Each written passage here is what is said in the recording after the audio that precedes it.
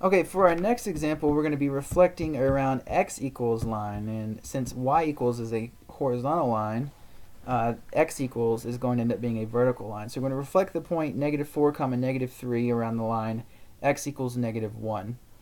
So, first of all, make sure the point is, if it's not already, make sure that it is plotted. That point is -4, -3. It's in the third quadrant.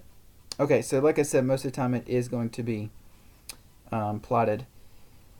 Now the first step, as we talked about from the last example, is to sketch the line of reflection. So that's what we're going to do. So how do you sketch x equals -1? Well, you're simply just going to go to the x value of -1, which is right there, and you're going to draw a vertical line right down through there. So that is your line of reflection. Okay? So there's your first step. Next step is to label your points, which I haven't done yet. So I'm going to go ahead and label my point. Use that color. -4 comma -3. Okay? And again, we actually talked about this, but I'll go ahead and reiterate it again. Since we're flipping a vertical line, the x value of our point is what's going to change. The y value is actually going to stay the same. So when we label our point, we're going to see this value change. This value right here, the y value, will stay the same. So the question from this point is, as we go ahead and do step 3, reflecting our point, wrong example. When we reflect this point, again, just like we did with the horizontal line, with the vertical line, we're going to count how far away it is from this vertical. So it's 1, 2. Again, it's 3 units away from the vertical line.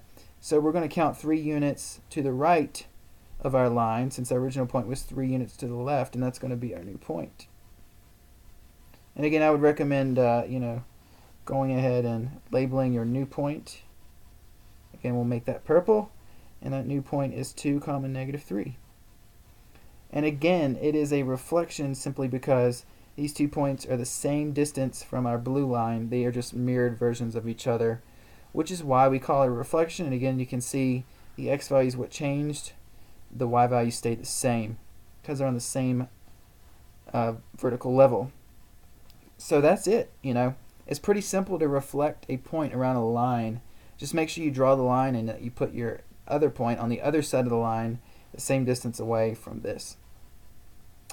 And again, we are going to do a shape. Just remember, there is a step 4. When you have multiple points, you need to connect the dots.